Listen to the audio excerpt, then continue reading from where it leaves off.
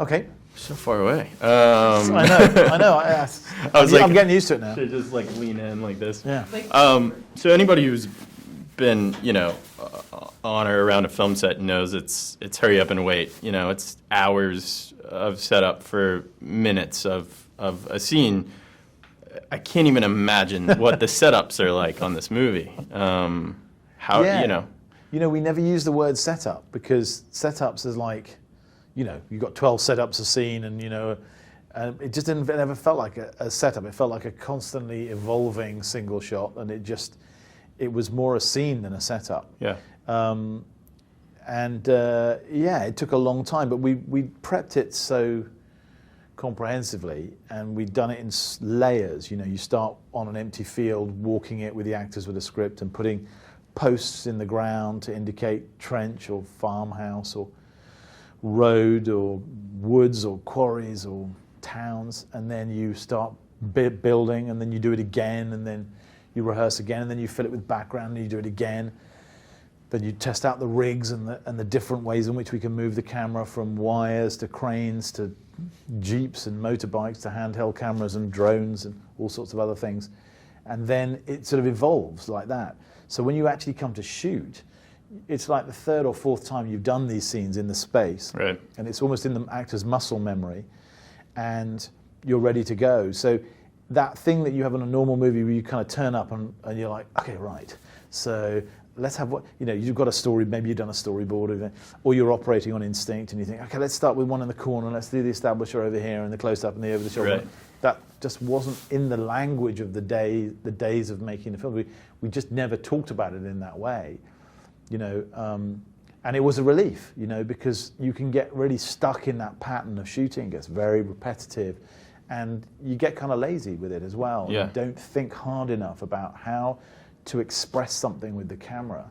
You just do it because it's the first good idea you've got. And sometimes that's not enough, and it shouldn't be, Upon watching this film, the shot of Schofield running through the war-torn town, and then the shot of him running, perpendicular to the trench line, it's so much me fawning over you and Deakins, but immediately seeing those two shots, I was like, oh, I can see those in the montage of like the decade. You know what I mean? When you have the Oscar montage, those shots are just, not only are they beautiful, but they're just really feats that you pulled off. And your collaboration with Deakins goes all the way back to when you were in the trenches together on Jarhead. Yeah, it's true. It begins in war.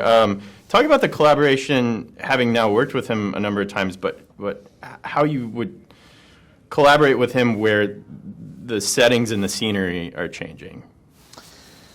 Well, yeah, I think that what we were doing was evolving a language with the camera rather than deciding how we would shoot place.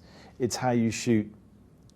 It's how you shoot character and landscape, and it's constant shifting relationship between the two, and the camera having the ability to be very intimate at times and not show you very much, and other times show you everything, and for the actor to be small in this epic landscape, to have all the usual tools that you would use telling a story with editorial choices, but to combine it all within a single shot. Right. So you don't get stuck in a kind of metronomic rhythm, when you don't get repetitive. And we had certain rules. For example, my first rule was the moment we start doing this between two cameras, that's not a single shot movie. Right. That's a badly edited scene. Yeah. That's like, oh damn, I wish we could edit this, but we can't, so we're just going to pan back and forth. So everything had to be, and you've got long dialogue scenes. There's a scene at the beginning with Colin Firth playing a general, where there was a great pressure to pan back and forth between them. And that then becomes how you stage a shot that somehow all the key moments in the scene and the key information just happens to fall in front of this moving, snaking camera at just the right time in a way that does not seem contrived. So that uses a lot of my theatre skills as well in terms of actually staging scenes, because you're staging them for a moving point of view, and it needs to always be moving forward. I wanted this feeling that the camera had this sort of menacing feeling that it wasn't going to stop. Once it started, it was pulling you or pushing you through. It was a kind of gravitational force through the movie. So you're being pulled through an environment rather than presented with images. It's a great danger of spoon feeding an audience when you shoot in a conventional way, and I felt that this was a different kind of storytelling technique. Yeah, I think you're right. I think it can feel like a gimmick. It can feel almost like a Goldberg machine. You know what I mean? Yeah. But you use it beautifully, and it lends itself to the story and the story you're trying to tell of these guys, literally like starting and not being able to stop and racing against the clock. Yeah. And it came from a very personal place with your grandfather having fought in World War I, and not so much his story, but the spirit of what he and his fellow soldiers went through. I imagine that was a deeply personal thing where you learned about what he went through shooting this movie, but what did you kind of learn about yourself through that? Maybe as a filmmaker or personally? Well, it was an odd thing because, for me, even though I was trying to tell these stories that my grandfather told me, or capture the spirit, as you correctly put it, they never felt like my stories originally. They were always his to tell, and I felt like kind of magpie stealing his story in a way. But then as we evolved it became something else. I think it felt like, for me, the culmination of a number of things that I've been doing happening all at the same time, both in theatre and film, and collaborators that I've worked on for 20 years, like Tom Newman and Dennis Gassner, production designer and composer, and obviously Roger. And I suppose it felt like an arrival at something, even though I didn't quite know how it was going to work out, because you never do, and left me thinking, I wonder what I'll do next. Where do I go from here? Well, because it makes you question all sorts of things that you took for granted. Editorial, the grammar of film, right. And it makes you think about the way film and the world interact and why. And this is a longer conversation, obviously, but for me what's interesting is that, look, people talk about the one shot, this is sort of, this extraordinary, not extraordinary, but unusual thing. But the truth is we experience the world in one continuous Absolutely. shot. It's editing that is the gimmick. Editing is the given.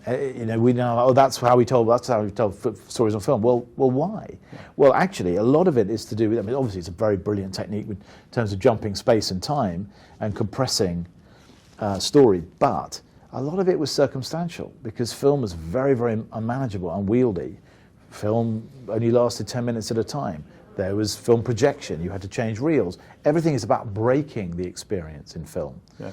But with the advent of digital cinematography and digital cameras that are, this is shot on a tiny camera, this Arri LF Mini, that, the Alexa LF, that we designed in order to get into foxholes and dugouts and craters, literally. But this is the unbelievable, an image of unbelievable clarity and precision and beauty. Absolutely. Made with a camera that I can hold in my hand, like that. And so now you have to understand, you have to ask yourself, well, what would the history of film have been if cameras had always been like that? Sure, yeah. And if cuts were not necessary and film projection was not necessary. And I think that there would have been as people have become more and more fascinated with intense cutting and sort of post-MTV cutting, I think there would have been a commensurate movement in the other direction. Yeah. And now you're seeing people exploring a different kind of film grammar. And to me, I felt for the first time ever, and possibly the last time, that we were actually pushing into areas that perhaps hadn't been explored that much before. Yeah. Because it doesn't observe rules on the whole. It is both the subjective and the objective gaze at different moments in the movie. It's so... we kept looking for movies that were like this, and it's like, actually, there aren't any. Yeah. The Inarritu movies, which are wonderful, are very, very wide lenses, right. And everything is clear. Then you have a movie that is very objective in a way, but you have a movie like Son of Saul, which is very subjective. Everything drops out of focus. There's a very shallow depth of field. And we couldn't find anything. It was like, well, it's its own thing, yeah. And so I don't yet know, I think, what it means to me in the long run, because I haven't quite got clear of it in a way, enough to see it with any clarity. Yeah. Well, I think this drive from any filmmaker is always to make a movie where it doesn't feel like you're watching a movie, and I think you beautifully achieve that with this movie. Well, and thank you. I am excited to see. It feels like you're a filmmaker who is always, Away We Go is a just completely different, beautiful movie. Smaller and different. I think one of the things I'm proudest of is I've made Each movie has had its different set of rules, and you know, I've worked in a tiny movie like Away We Go, you know, Revolutionary From Road Away was We pretty Go small, to you know. Skyfall, And then you've made the 1917, Bond yeah. movie, you know. So you know, I always wanted to test myself with new things, and I'm sure there are I know there are lots of new things out there. But Yeah. what form it will take, I have no idea. Well, we're excited for this, and we're excited for the many more to come. Thank you so you much. Yeah.